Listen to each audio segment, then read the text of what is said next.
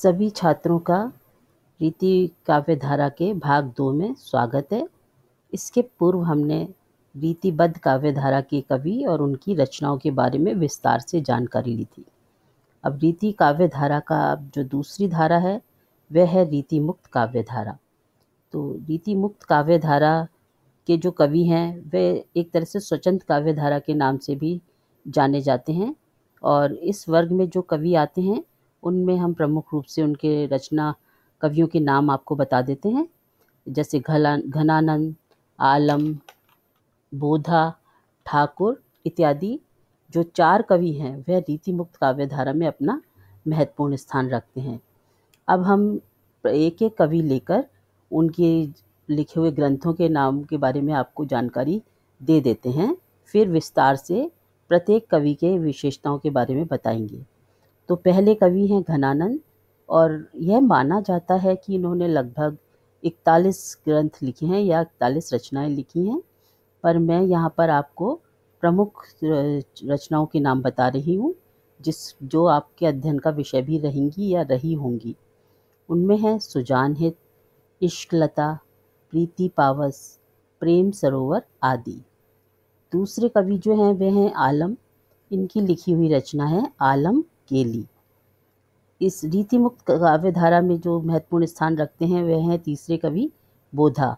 इनकी जो रचनाएं हमें मिलती हैं जो प्रसिद्ध हैं वह हैं क्रमशः इश्कनामा और विरह वारिश। अब इस काव्य धारा के अंतिम कवि के रूप में जो पहचान रखते हैं वह हैं कवि ठाकुर, और ठाकुर द्वारा रचित जो ग्रंथ हैं वह हैं ठाकुर ठसक और ठाकुर ठसक। तो इस तरह से हम देखते हैं कि ये 4 कवियों ने रीति मुक्त काव्य धारा में अपनी रचनाएं देकर काफ़ी कुछ महत्वपूर्ण भूमिका निभाई थी। अब यहाँ पर हम क्रमशः घनानंद के बारे में संक्षेप में जानकारी आपको देते हैं। तो रीति मुक्त काव्य धारा के विकास में सर्वाधिक योगदान हम देखते हैं घनानंद का रहा है, और या हम इसे यूँ भी कह सकते हैं कि घनानंद रीति मुक्त काव्य धारा के सिरमौर कवि रहे हैं। भारतेंदु हरिश्चंद्र, रामनरेश त्रिपाठी, आचार्य रामचंद्र शुक्ल तथा मिश्र बंधुओं ने घनानंद के विषय में जो जानकारी दी है उसके अनुसार हम कह सकते हैं कि भारतेंदु घनानंद के 100 से अधिक छंदों का संकलन सुजान शतक के नाम से किया जाता है, ऐसा मानते हैं। इसी तरह पंडित रामनरेश त्रिपाठी ने कविता कौमुदी में घनानंद के द्वारा रचित सुजान सागर या घनानंद कवित, रसकेली वल्ली और विरह लीला आदि का उल्लेख किया है। और इसी क्रम में आचार्य रामचंद्र शुक्ल ने घनानंद की कृतियों का उल्लेख किया, पर उन्होंने मिश्र बंधुओं की रचना को आधार मानकर ही किया है, उससे कुछ भिन्न नहीं अपने विचार दिए हैं।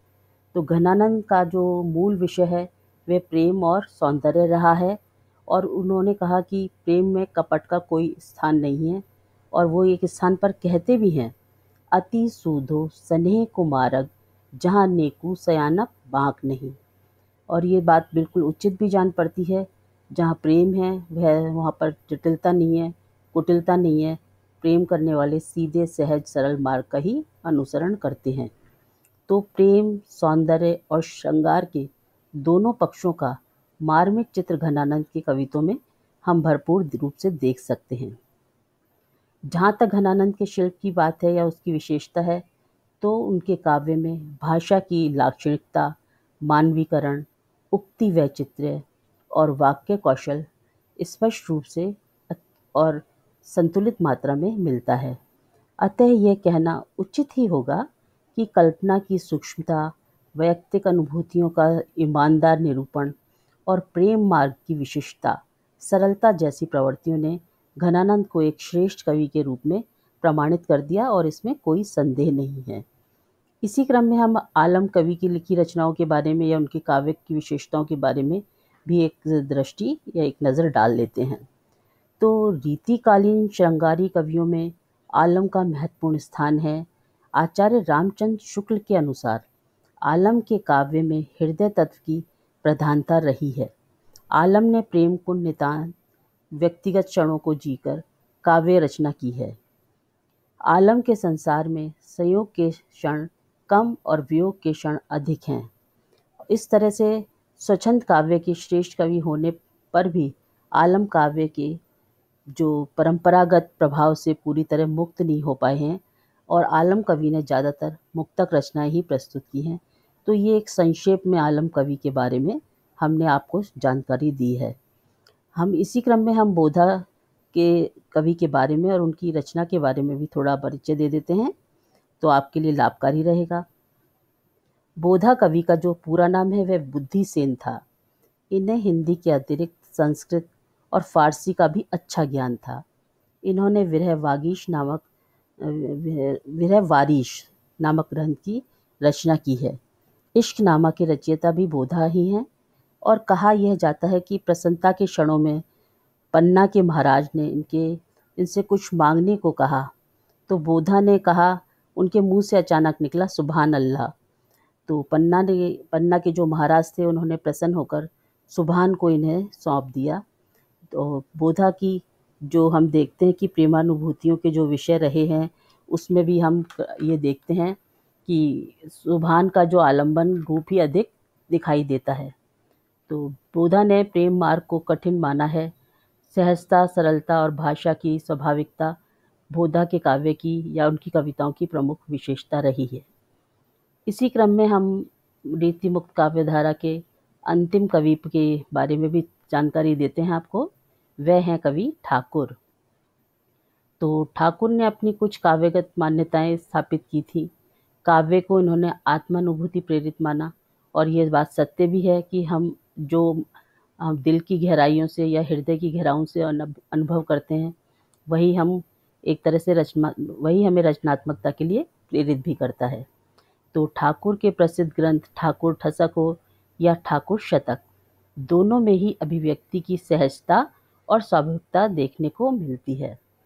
यहाँ पर हम ये भी बताना चाहेंगे कि प्रेम की गहराई और सरलता से ठाकुर का काव्य परिपूर्ण दिखाई देता है और ठाकुर के काव्य में लोक जीवन का सहज स्पर्श देखने को भी मिलता है, क्योंकि कोई भी साहित्य तभी दीर्घजीवी होता है जब वह समाज को लेकर चलता है।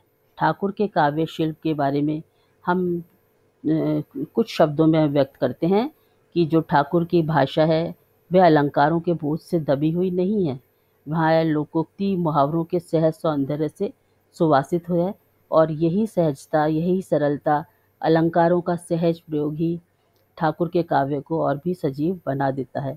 तो इस तरह हमने रीतिकाल की काव्य धाराओं में दूसरी जो काव्य धारा रही है रीतिमुक्त, उसके कवि और उनकी रचनाओं के बारे में हमने जानकारी ली। अब हम जो तीसरी काव्य धारा है जिसमें हम रीति सिद्ध कवियों के बारे में बात करना चाहेंगे, तो जो रीति सिद्ध काव्य धारा है उसमें सिर्फ हमें कवि बिहारी ही मिलते हैं जो रीति सिद्ध काव्य धारा का पालन करते नज़र आते हैं। तो इनके बारे में हम ये बता देते हैं कि इनकी लिखी सिर्फ एक ही रचना मिली है, वो है बिहारी सतसई। तो रीतिकाल में बिहारी एकमात्र कवि ऐसे हैं जिन्होंने रीति सिद्ध कवि होने का गौरव प्राप्त है और बिहारी को रीति सिद्ध मानने के पीछे कारण यह है कि उन्होंने किसी भी प्रकार के लक्षण ग्रंथों का निर्माण नहीं किया, पर फिर भी रीति परिपाटी की सभी विशेषताएं उनकी बिहारी सतसई में देखने को मिलती हैं। बिहारी द्वारा रचित बिहारी सतसई में रस, भाव, नायिका भेद, ध्वनि, रीति, वक्रोक्ति के आकर्षक उदाहरण उपलब्ध हैं।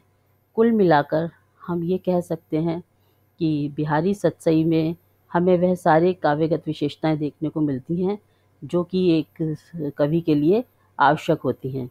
इसी क्रम में हम कवि बिहारी के बारे में और भी कुछ जानकारी आपको देना चाहेंगे, क्योंकि बिहारी कवि से या उनकी रचनाओं से आप हमेशा से परिचित रहे हैं और इस तरह हम ये देखते हैं कि जो बिहारी हैं उन्होंने सतसई के अतिरिक्त और कोई ग्रंथ तो लिखा नहीं है और यही एक ग्रंथ उनकी कीर्ति का बड़ा आधार बना है।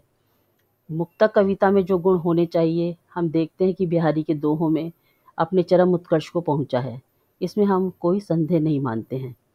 इसी तरह कवि ने में कल्पना की समाहार शक्ति के साथ भाषा की समाहार शक्ति जितनी अधिक होगी उतनी ही वह मुक्तक की रचना में सफल होगा और यह क्षमता बिहारी में हम पूर्ण रूप से देखने को मिलती है या देख पाते हैं। इसी से वे दोहे ऐसे छोटे छंद हैं, इतना रस भर सके हैं। इनके दोहे क्या हैं, हम कह सकते हैं उनके लिए एक बहुत ही प्रसिद्ध उक्ति है कि सत सैया के दोहे जो नाविक के तीर, देखन में छोटे लगे भाव करे गंभीर। तो इन दो पंक्तियों से ही हम उनके लिखे हुए दोहों में गहराई और कम शब्दों में अधिक बात कहने की जो क्षमता है वह देख पाते हैं और समझ पाते हैं।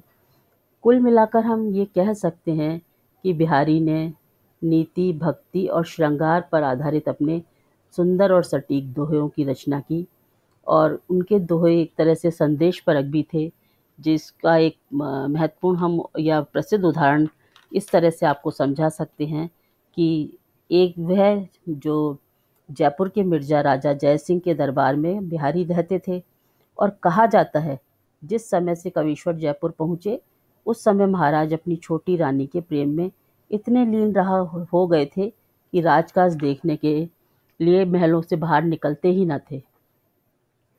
तो वो महल के कुछ सरदारों की सलाह से बिहारी ने यह दोहा किसी प्रकार महाराज के पास भीतर पहुंचाया और उनको सचेत किया।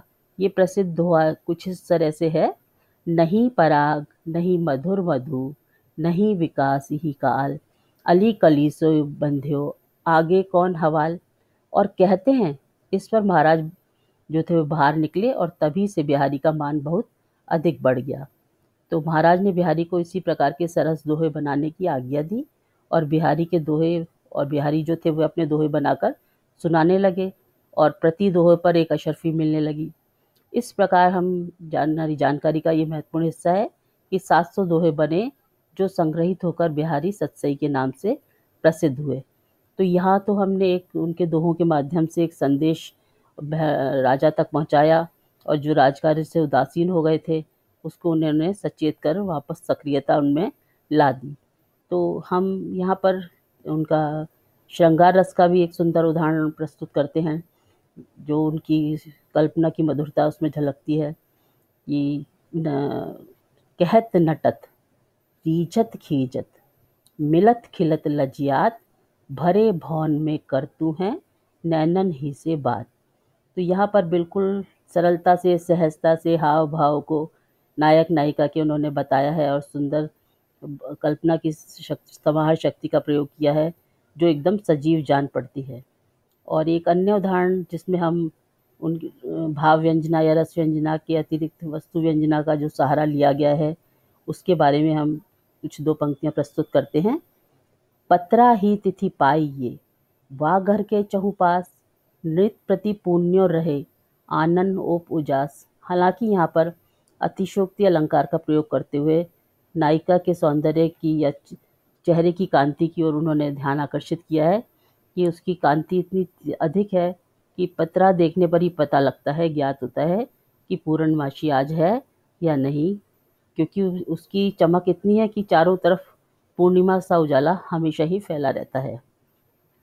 तो इस तरह से हम देखते हैं कि जो कवि बिहारी थे उन्होंने अपने सुंदर काव्य रचना के माध्यम से अब जो साहित्य को एक महत्वपूर्ण देन दी, और इस तरह से उनकी बिहारी सतसई में नीति, भक्ति, श्रृंगार का सुंदर संगम देखने को मिलता है।